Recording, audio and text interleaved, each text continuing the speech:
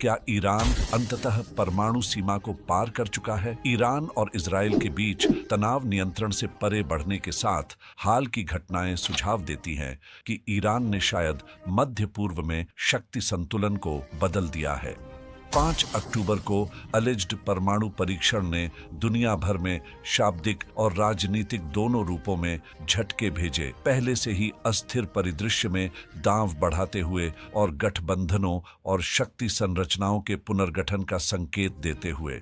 Tehran के पास दर्ज की गई भूकंपीय गतिविधि ने व्यापक अटकलों को जन्म दिया है। कई लोग यह सवाल कर रहे हैं कि क्या यह ईरान का पहला परमाणु परीक्षण है। हालांकि ईरान ने लंबे समय से यह बनाए रखा है कि उसकी परमाणु महत्वाकांक्षाएं पूरी तरह से शांतिपूर्ण हैं, यह संभावित सफलता कूटनीतिक और सैन्य हलकों में हलचल पैदा करती है। यदि पुष्टि हो जाती है तो ईरान परमाणु क्षमता व्यापार को बदल सकती है, सुरक्षा रणनीतियों को आकार दे सकती है और एक नई परमाणु रणनीति विकसित कर सकती है और मध्य पूर्वी शक्ति खेलों को बदल सकती है। तो क्या यह वास्तव में ईरान का पहला परमाणु विस्फोट था या क्या इस झटके का कोई निर्दोष स्पष्टीकरण हो सकता है? आइए पता लगाते हैं। 5 अक्टूबर को तेहरान के पास अमेरिकी भूवैज्ञानिक सर्वेक्षण द्वारा दर्ज किए गए 4.5 की तीव्रता के झटके ने विश्वव्यापी जिज्ञासा को जन्म दिया। ईरान के परमाणु स्थलों के निकटता को देखते हुए कई लोग यह सोचने पर मजबूर हैं कि क्या यह एक प्राकृतिक भूकंपीय घटना थी या ईरान की लंबे समय से संदिग्ध परमाणु क्षमता का प्रदर्शन। ईरान की टेक्टोनिक दोष रेखाओं पर स्थिति के साथ कोई यह मान सकता है कि यह केवल भूवैज्ञानिक गतिविधि थी। फिर भी इस झटके के अद्वितीय गुणों ने कुछ लोगों को असली स्वभाव के बारे में अनुमान लगाने के लिए प्रेरित किया है, जो सतह के नीचे संभावित परमाणु परीक्षण का संकेत देते हैं। ईरानी राज्य चालित मीडिया ने परमाणु कार्यक्रम के भीतर महत्वपूर्ण विकास का संकेत देकर इस अटकल को बढ़ावा दिया। हालांकि आधिकारिक बयानों ने किसी भी ऐसे घटना की सीधे पुष्टि करने से परहेज किया, लेकिन समय महत्वपूर्ण था। यदि ईरान ने एक परमाणु परीक्षण किया तो यह उसकी परमाणु महत्वाकांक्षाओं में एक बदलाव का संकेत देगा, संभावित से वास्तविक क्षमता की ओर। ईरान के लिए यह क्षमता उसकी संप्रभुता को सुरक्षित करने का एक महत्वपूर्ण साधन होगी, जो परमाणु विरोधियों और चल रहे प्रतिबंधों से प्रभावित क्षेत्र में शक्ति संतुलन को बदल सकती है। इजराइल के लिए ईरान की संभावित परमाणु प्रगति एक खेल बदलने वाला कारक होगी। परमाणु ईरान के प्रति लंबे समय से सतर्क इजराइल ने लगातार अपनी चिंताओं को व्यक्त किया है। ईरान की संभावित परमाणु क्षमता को क्षेत्रीय स्थिरता के लिए एक सीधा चुनौती मानते हुए। यदि झटके ने एक परमाणु परीक्षण दर्शाया तो इजराइल की रक्षा की स्थिति बदल सकती है, जिससे यह ऐसे तरीकों से प्रतिक्रिया देने के लिए मजबूर होगा क्षेत्रीय तनाव को बढ़ा सकते हैं। ऐसी एक विकास इजराइल को अपनी रणनीति पर पुनर्विचार करने मजबूर करेगी, क्योंकि उसके दरवाजे पर एक परमाणु सशस्त्र ईरान की संभावना है। ईरान की संभावित परमाणु सफलता के चारों ओर की उत्तेजना के बीच अंतर्राष्ट्रीय प्रतिक्रिया की निष्पक्षता के बारे में सवाल उठते हैं। जबकि इजराइल के पास परमाणु क्षमताएं होने का व्यापक विश्वास है, इसे बहुत कम जांच और आलोचना का सामना करना पड़ता है। ईरान को प्रतिबंधों के तहत और अमेरिकी सैन्य संपत्तियों से घिरा हुआ आत्मरक्षा के समान साधनों से क्यों वंचित किया जाना चाहिए? यह असमानता दोहरे मानक को उजागर करती है, जिसने कई लोगों को वैश्विक परमाणु नीतियों की वैधता पर सवाल उठाया है। ईरान परमाणु निरोधक खतरा नहीं, बल्कि सुरक्षा है, साधन जो उसे विश्व में स्थिति सुरक्षित करने में मदद करता है, जहां शक्ति मतलब सम्मान है। ईरान के समर्थक तर्क करते हैं कि वर्षों के प्रतिबंधों और बाहरी हस्तक्षेप के बाद एक परमाणु विकल्प ईरान को विदेशी हस्तक्षेप के डर के बिना अपनी स्वायत्तता का अधिकार स्थापित करने में सक्षम बनाएगा। चाहे यह हालिया भूकंपीय घटना वास्तव में एक परमाणु परीक्षण था या नहीं, इसका प्रभाव पहले से ही गूंज रहा है। परमाणु सक्षम ईरान मध्य पूर्व में शक्ति को फिर से परिभाषित करेगा, एक नया कारक पेश करेगा जिसे क्षेत्रीय खिलाड़ी और वैश्विक शक्तियां नजरअंदाज नहीं कर सकती। ईरान के लिए परमाणु क्षमता की खोज केवल सैन्य शक्ति का प्रतिनिधित्व नहीं करती, यह संप्रभुता के लिए एक अडिग खड़ा होने और दशकों के नियंत्रण और दबाव के अंत का प्रतीक है। भूकंपीय घटना के बारे में सवाल बने हुए हैं। ईरान का परमाणु कार्यक्रम तेजी से आगे बढ़ रहा है। यह समझने के लिए कि इसका क्या मतलब हो सकता है, आइए देखें कि ईरान हथियार बनाने के कितने करीब है और इस प्रगति के व्यापक निहितार्थ क्या हैं।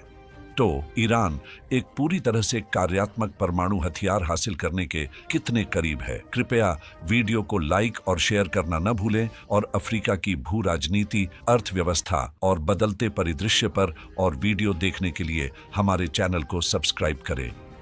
आइए अब आगे बढ़ते हैं। ईरान की परमाणु प्रगति हाल के वर्षों में तेज हुई है और अंतर्राष्ट्रीय परमाणु ऊर्जा एजेंसी IAEA के अनुसार ईरान ने 2023 की शुरुआत में यूरेनियम समृद्धि स्तर 84% हासिल किया, जो हथियार ग्रेड सामग्री के लिए आवश्यक 90% सीमा से थोड़ा कम है।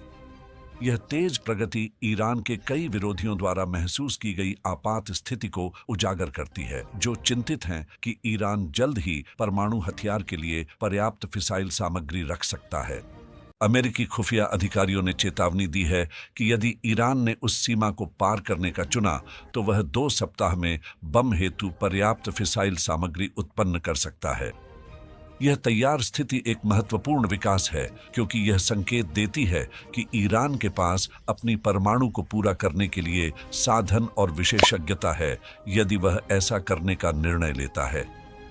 अमेरिका और इजराइल दोनों के लिए यह संभावना चिंताजनक है। अधिकारियों ने ईरान के कार्यक्रम को अस्तित्वगत खतरा बताया है, लेकिन ईरान का रुख एक अलग कहानी बताता है, जो रक्षा की है, आक्रामकता की नहीं। जो लोग ईरान की कार्रवाइयां अत्यधिक प्रतिक्रियाएं मानते हैं, वे इस संदर्भ को पहचानने में असफल होते हैं जिसमें ये प्रगति हो रही है। पश्चिमी देश ईरान की महत्वाकांक्षाओं की निंदा करते हैं और मध्य पूर्व में अपने शस्त्रागार और सैन्य उपस्थिति को नजरअंदाज कर देते हैं। उदाहरण के लिए, संयुक्त राज्य अमेरिका के पास ईरान के चारों ओर सैन्य ठिकानों का एक नेटवर्क है, जो संयुक्त अरब अमीरात से लेकर बहरीन और इराक तक फैला हुआ है। क्या ईरान के लिए एक निरोधक पर विचार करना असंगत है? ईरान की कार्रवाइयां उसकी अद्वितीय कमजोरियों की समझ को दर्शाती हैं। संयुक्त व्यापक कार्य योजना JCPOA से अमेरिका की 2018 की वापसी, जो एक ऐतिहासिक समझौता था जिसने ईरान के परमाणु कार्यक्रम को प्रतिबंधों में छूट के बदले सीमित किया, ने वर्षों से बनी कूटनीतिक गति को तोड़ दिया। तब से ईरान ने अपनी संवर्धन गतिविधियों को लगातार बढ़ाया है। यूरेनियम का भंडारण JCPOA की सीमाओं से कहीं अधिक स्तरों पर किया है, यह दर्शाते हुए कि नीति में बदलावों ने ईरान की परमाणु दिशा को कैसे प्रभावित किया है। लेकिन अगर एक परमाणु बम बनाया गया है तो क्या होगा? आज के संदर्भ में, जब इसके प्रॉक्सी नेटवर्क चुनौतियों का सामना कर रहे हैं और क्षेत्रीय खतरे बढ़ रहे हैं, तो इससे ईरान को क्या लाभ होगा? परमाणु क्षमताएं ईरान को दीर्घकालिक सुरक्षा के लिए एक सीधा मार्ग प्रदान कर सकती है। ईरानी नेता अक्सर यह रेखांकित करते हैं कि कोई भी परमाणु निरोधक रक्षा के लिए होगा, आक्रमण के लिए नहीं। ईरान के लिए परमाणु हथियारों का होना विस्तार के बारे में नहीं है। यह सुनिश्चित करना है कि इसकी संप्रभुता शक्तिशाली प्रतिकूलों के बावजूद बरकरार रहे। हाल के अतीत ने ईरान को पारंपरिक बलों या यहां तक कि प्रॉक्सी गठबंधनों पर निर्भर रहने की नाजुकता दिखाई है। लक्षित साइबर हमलों से लेकर उच्च प्रोफाइल हत्या तक ईरान की नेतृत्व को निरंतर खतरों का सामना करना पड़ता है, जिन्हें परमाणु निरोधक कम कर सकता है। अमेरिका से घिरा हुआ है, सैन्य ठिकानों और बार बार प्रतिबंधित होने के कारण एक परमाणु ढाल वास्तविक सुरक्षा के लिए एकमात्र मार्ग प्रतीत हो सकता है। ईरान के लिए यह वैनिटी या शक्ति की भूख का मामला नहीं है, यह अस्तित्व का है। ईरानी अधिकारियों का तर्क है कि उन्नत सैन्य क्षमताओं वाले प्रतिकूलों से घिरे होने के कारण यह असंगत है कि ईरान परमाणु निरोधक को स्त्रीकरण के विकल्प के रूप में न देखे। ईरान, जो सशस्त्र शक्तियों के बीच स्थित है, क्यों कमजोर रहना चुनेगा? इजराइल या अमेरिका से पहले से हमले की संभावना एक निरंतर खतरा है, जो इजरायली मीडिया और कुछ अमेरिकी नीति निर्माताओं के बीच खुलकर चर्चा की जाती है। लेकिन ईरान की परमाणु अवसंरचना धीरे धीरे फैलती और मजबूत होती जा रही है, जो किसी भी पूर्ण सैन्य हमले की योजनाओं को जटिल बनाती है। इसके जवाब में ईरान का ध्यान एक विश्वसनीय निरोधक विकसित करने की ओर मुड़ गया है, जो किसी भी विदेशी शक्ति द्वारा सैन्य हस्तक्षेप को बहुत कम संभावित बना देगा। और परमाणु निरोधक ईरान को फारस की खाड़ी में अपनी प्रभाव बढ़ाने की अनुमति कैसे दे सकता है? फारस की खाड़ी जैसी रणनीतिक रूप से महत्वपूर्ण क्षेत्र में एक परमाणु सशस्त्र ईरान पड़ोसी देशों और प्रमुख जलमार्गों, विशेष रूप से हॉर्मुज जलडमरू मध्य पर प्रभाव डाल सकता है, जिसके माध्यम से दुनिया के लगभग 20% तेल का परिवहन होता है। ईरान ने ऐतिहासिक रूप से यूएई के साथ ग्रेटर टुनब, लेसर टुनब और अब्बू मूसा जैसे क्षेत्रों पर विवाद किया है। परमाणु निरोधक के साथ ईरान इन क्षेत्रों पर अपने नियंत्रण को मजबूत कर सकता है, जिससे हॉर्मुज जलडमरू मध्य पर इसका प्रभाव बढ़ जाएगा। इन द्वीपों पर नियंत्रण ईरान को सैन्य बुनियादी ढांचा स्थापित करने की अनुमति देगा, जिसमें संभावित रूप से रडार स्टेशनों और मिसाइल स्थलों को शामिल किया जा सकता है, जो इसे खाड़ी में शक्ति प्रदर्शित करेगा। इन द्वीपों को सुदृढ़ चौकियों में बदलकर ईरान एक सुरक्षा परिधि बना सकता है, जो पश्चिमी और क्षेत्रीय हस्तक्षेप को रोकने में मदद करेगा। वर्षों से अमेरिका ने दावा किया है कि खाड़ी में उसकी उपस्थिति स्थिरता के लिए महत्वपूर्ण है। हालांकि कुछ विश्लेषकों का तर्क है कि एक क्षेत्रीय सुरक्षा ढांचा जिसमें परमाणु सशस्त्र ईरान शामिल है, विदेशी निर्भरता को कम कर सकता है और स्थानीय संतुलन को बढ़ावा दे सकता है। एक प्रमुख मध्य पूर्व के विद्वान ने टिप्पणी की है कि क्षेत्रीय शक्तियों द्वारा संतुलित मध्य पूर्व वह है जिसमें कम हस्तक्षेप होता है। ईरान का खाड़ी पर प्रभाव समुद्री यातायात नियंत्रण तक बढ़ सकता है, जो उन देशों से राजनीतिक रियायतें दिला सकता है जो इन व्यापार मार्गों पर निर्भर हैं। उदाहरण के लिए जापान, दक्षिण कोरिया और यूरोप निर्बाध तेल परिवहन के लिए खाड़ी पर बहुत निर्भर हैं। ईरान ने पहले आश्वासन दिया है कि वह इस प्रवाह को बाधित नहीं करेगा, लेकिन परमाणु निरोधक इसे अपनी नीतियों को लागू करने की स्थिति तय कर सकता है। जो लोग ईरान के व्यापार मार्गों पर नियंत्रण को लेकर चिंतित हैं, वे अक्सर भूल जाते हैं कि पश्चिमी शक्तियां पहले से ही वैश्विक तेल प्रवाह पर महत्वपूर्ण प्रभाव डालती हैं। ईरान को समान स्थिति की आकांक्षा रखने के लिए खतरा क्यों माना जाता है? एक परमाणु सशस्त्र ईरान भी क्षेत्र में अमेरिका के प्रभाव को कमजोर कर सकता है। यह एक मध्य पूर्वी सुरक्षा गठबंधन का समर्थन करता है, जो विदेशी तत्वों को बाहर करता है। खाड़ी में प्रमुख शक्ति के रूप में खुद को स्थापित करके ईरान एक क्षेत्रीय सुरक्षा ढांचे के लिए जोर दे सकता है, जो खाड़ी के देशों को प्राथमिकता देता है, बाहरी तत्वों की आवश्यकता को कम करता है। ईरान का रुख अपने पड़ोसियों को अमेरिका के सैन्य ठिकानों पर अपनी निर्भरता पर पुनर्विचार करने के लिए प्रोत्साहित कर सकता है, स्थिरता की ओर संकेत करता है। व्यावहारिक रूप से ईरान और अन्य खाड़ी राज्यों द्वारा नेतृत्व किए गए एक क्षेत्रीय गठबंधन का ध्यान चरमपंथी खतरों का मुकाबला करने, व्यापार मार्गों को सुरक्षित करने और क्षेत्रीय विवादों को हल करने पर हो सकता है, बिना विदेशी शक्तियों पर निर्भर हुए। हालांकि आलोचक तर्क कर सकते हैं कि यह दृष्टिकोण ईरान को सशक्त बनाता है। यह भी संभव है कि ऐसा गठबंधन उस क्षेत्र में स्थिरता लाए जो अक्सर वैश्विक शक्तियों के लिए एक शतरंज की बिसात के रूप में कार्य करता है। क्या यह उचित होगा कि ईरान से अपेक्षा हो कि वह अपनी सीमाओं पर विदेशी ठिकानों को सहन करे बिना अपनी प्रभावशीलता को व्यक्त किए? यदि यह स्थिरता में योगदान करता है, तो ईरान को क्षेत्रीय गठबंधन का नेतृत्व करने से क्यों रोका जाना चाहिए? एक परमाणु सशस्त्र ईरान खाड़ी की गतिशीलता को फिर से परिभाषित कर सकता है, सुरक्षा उपायों को अमेरिकी नेतृत्व से क्षेत्रीय हितों पर केंद्रित दृष्टिकोण की ओर स्थानांतरित कर सकता है। इस प्रकार ईरान न केवल अधिक आत्मनिर्णय प्राप्त करेगा, बल्कि खाड़ी के पड़ोसियों को क्षेत्रीय स्थिरता को प्राथमिकता देने के लिए भी प्रोत्साहित करेगा।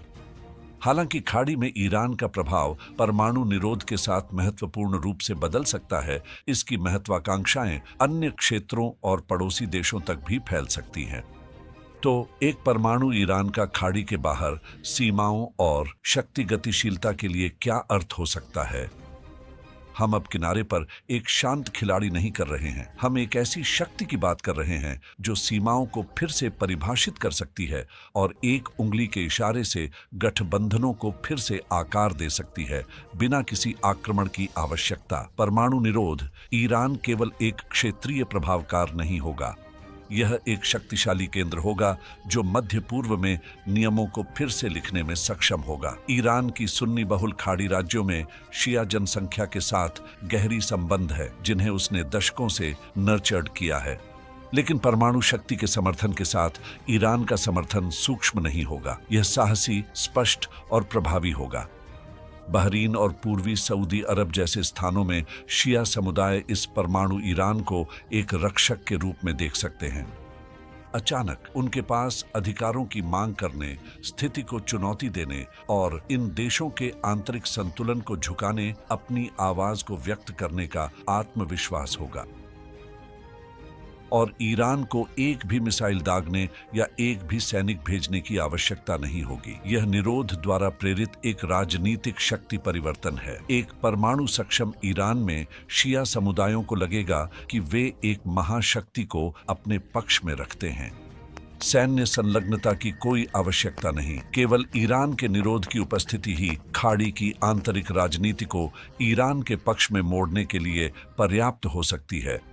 यह शांत प्रभाव में अंतिम खेल है और ईरान क्षेत्र में इसे करने वाला पहला होगा। अब ईरान का कुर्दों के साथ संबंध हमेशा से जटिल रहा है। परंपरागत रूप से तेहरान ने अपने सीमाओं के भीतर अलगाववादी भावनाओं को भड़काने से बचने के लिए कुर्द स्वतंत्रता का विरोध किया है। लेकिन परमाणु सुरक्षा अपने पास होने के साथ ईरान के पास एक अधिक सूक्ष्म खेल खेलने की सुविधा होगी। सिर्फ विरोध करने के बजाय ईरान इराक, तुर्की और सीरिया में कुर्द समूहों का समर्थन या नियंत्रण कर सकता है, ताकि तुर्की क्षेत्रीय खिलाड़ियों के प्रभाव को संतुलित किया जा सके। परमाणु शक्ति ईरान को एक कूटनीतिक टैंगो की अनुमति देगी, प्रभाव और समर्थन का चयनात्मक उपयोग करके अपने प्रतिद्वंद्वियों को सतर्क रखने के लिए। और हम स्वर्णिम मुर्गी व्यापार मार्गों को न भूलें। ईरान इस क्षेत्र में सबसे आगे है, दुनिया के कुछ सबसे रणनीतिक परिवहन गलियारों के बीच में, जो मध्य पूर्व को मध्य एशिया और यूरोप से जोड़ते हैं। परमाणु निरोध के साथ ईरान इन मार्गों को अपने सीमाओं के विस्तार के रूप में सुरक्षित कर सकता है। एक परिदृश्य की कल्पना करें जहां जापान, दक्षिण कोरिया और यूरोप, जो सभी खाड़ी के तेल पर निर्भर हैं, यह मानते हैं कि ईरान के साथ सुचारू संबंध बनाए रखना अब बातचीत का विषय नहीं है। तेहरान को धमकियां देने नहीं होगी, ये बस एक अनकही समझ है। ईरान छेड़छाड़ करने का मतलब है उनकी ऊर्जा जीवन रेखा को जोखिम में डालना।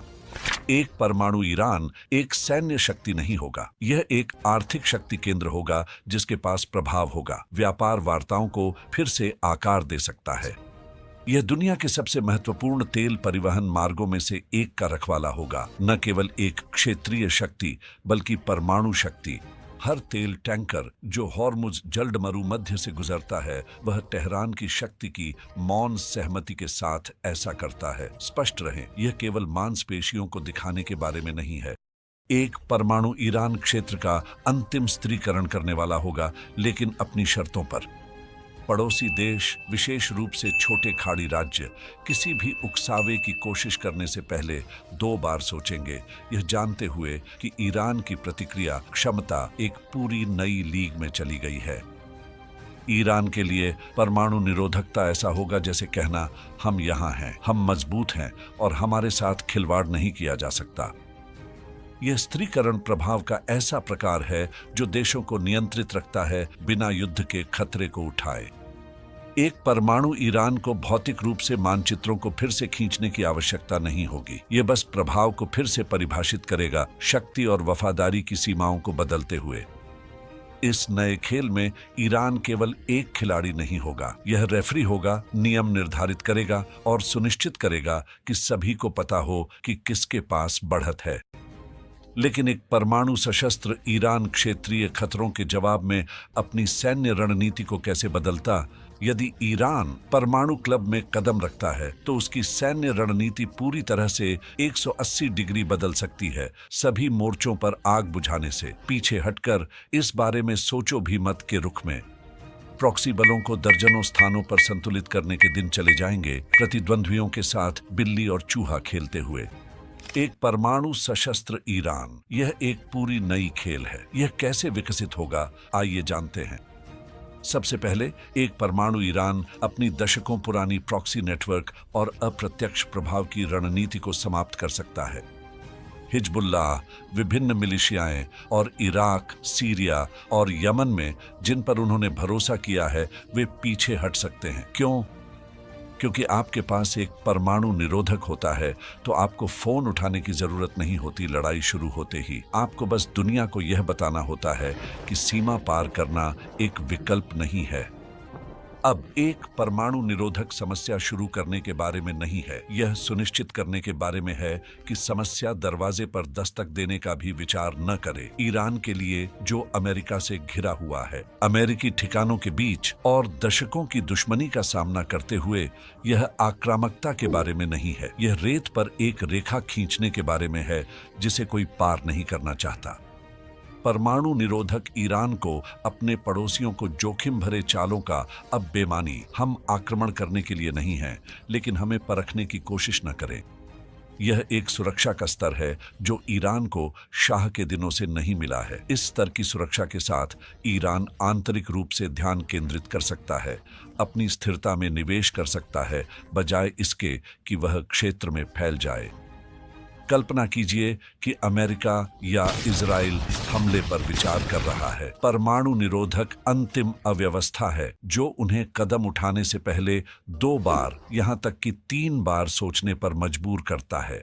यह केवल एक रक्षा तंत्र नहीं है, यह एक संकेत है कि किसी भी वृद्धि के अपरिवर्तनीय परिणाम हो सकते हैं।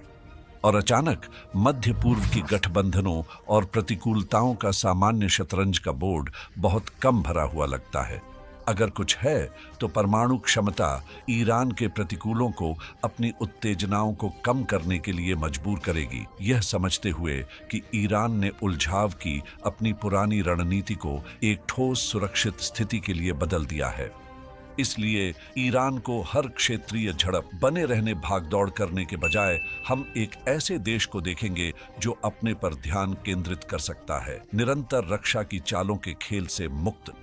एक परमाणु ढाल का मतलब है कि ईरान को अपनी सहनशीलता साबित करने की आवश्यकता नहीं है। इसके पास अपने शस्त्रागार में प्रमाण है। अब जब यह स्पष्ट हो गया है कि ईरान परमाणु बम बना सकता है, हो सकता है या पहले ही बना चुका है, तो पश्चिमी दुनिया आत्मरक्षा के अधिकार के बारे में क्या सोचती है? अगर चीजें पश्चिम के अनुसार होती तो वे कैसी दिखती? अगर पश्चिमी दुनिया अपनी मर्जी चलाती तो यह वैश्विक निष्पक्षता का एक हास्यास्पद चित्र बनाएगी, जहां अधिकार केवल उन लोगों के लिए होते हैं जो उसके नियमों के प्रति आज्ञाकारी ढंग से सिर हिलाते हैं। आइए इसे तोड़ते हैं। पश्चिम का आत्मरक्षा का अधिकार का विचार मोनोपोली के खेल के समान है, जहां वे सभी संपत्तियों और बैंक के मालिक होते हैं और नियम बनाते हैं। उनकी कल्पना में आत्मरक्षा उनका विशेष क्लब है और ईरान या कोई अन्य देश जो अपनी संप्रभुता को प्राथमिकता देने की हिम्मत करता है, हमेशा बाहर खड़ा एक बाउंसर है। पश्चिम के पास उनके बंकरों में परमाणु हथियार भरे हुए हैं, प्रत्येक स्वतंत्रता की रक्षा के लिए तैयार है। लेकिन अगर ईरान थोड़ी सी भी यूरेनियम को समृद्ध करता है तो अचानक यह मानवता के लिए एक खतरा बन जाता है और इसके उपयोग को पश्चिमी दुनिया के अनुसार रक्षा के लिए एक बुरा विचार माना जाता है। अगर चीजें उनकी मर्जी से होती तो ईरान को केवल मजबूत शब्दों वाले पत्रों के साथ आत्मरक्षा की अनुमति दी जाती, जो कि यूएन को 3 प्रतियों में भेजे जाते, अपनी जीवित रहने की अनुमति की प्रतीक्षा करते। पश्चिमी नेता शांति और स्थिरता जैसे शब्दों का उपयोग करना पसंद करते हैं, जो उनके अनुसार अन्य देशों को अपने नियंत्रण में रखना का मतलब है। तो आइए वास्तविकता में आते हैं। पश्चिम केवल अपनी आत्मरक्षा के अधिकार को मानता है। यहाँ एक मजेदार बात है, वे कहते हैं कि उन्हें परमाणु हथियारों की दौड़ का डर है। लेकिन यह वैश्विक हथियारों की दौड़ को शुरू करने वाला कौन था? वही देश जो शांति का उपदेश देते हैं, वही हैं जिन्होंने परमाणु बमों को शुरू किया। उन्होंने शीत युद्ध से युद्धक सिरों का संग्रह किया है, कोई उनकी अधिकारिता पर सवाल करे। और अब वे अपनी मोती की हार को पकड़ रहे हैं, क्योंकि ईरान अमेरिका के ठिकानों से घिरा हुआ है, निरोधक शक्ति रखता है। यह तो मजेदार है, उनके दुनिया में केवल कुछ चुने हुए लोग परमाणु कार्ड खेलने का हक रखते हैं।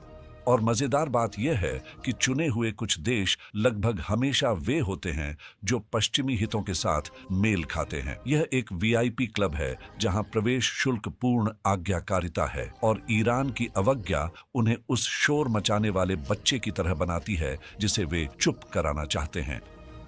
वे तानाशाहों का समर्थन करेंगे, दमनकारी शासन को हथियार बेचेंगे और यहां तक कि परमाणु हथियारों वाले सहयोगियों की आंखें मूंद लेंगे जब तक वे पश्चिमी रुख का पालन कर रहे हैं। तो अगर चीजें पश्चिम होती तो हमारे पास एक मंच जहां वे माइक्रोफोन थामे रहते, यह निर्धारित करते कि कौन बोल सकता है और कौन खतरनाक है जब वे अपना मुंह खोलते हैं।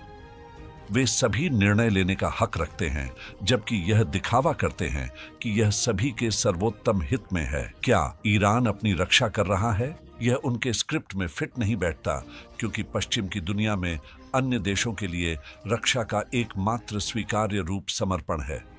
और यही कहानी है। उनके लिए रक्षा एक अधिकार नहीं है, यह एक विशेषाधिकार है जिसे वे बंद दरवाजों के पीछे बंद रखने के लिए दृढ़ संकल्पित हैं। अगर पश्चिम को अपनी मर्जी मिल गई तो हम सभी दुनिया की सबसे खराब एक तरफा फिल्म देख रहे होते, जिसमें वे नायक होते और बाकी सभी खतरा। क्या आपको लगता है कि ईरान एक परमाणु शक्ति बन गया है? क्या पश्चिम पागल है? हमें टिप्पणी अनुभाग में बताएं। क्या आपको लगता है अब क्या ईरान को चुनौती देना एक अच्छा विचार है? क्या आप इस तरह के और वीडियो देखना चाहते हैं? अगर हाँ, तो हमारे चैनल को सब्सक्राइब करें और उसके बगल में बेल आइकन दबाएं। हमने कुछ ऐसा लाने का निर्णय लिया है जिसके बारे में कोई बात नहीं करता: अफ्रीकी राजनीति, अर्थव्यवस्था और बढ़ती शक्ति। देखने के लिए धन्यवाद और अगले वीडियो तक जुड़े रहें।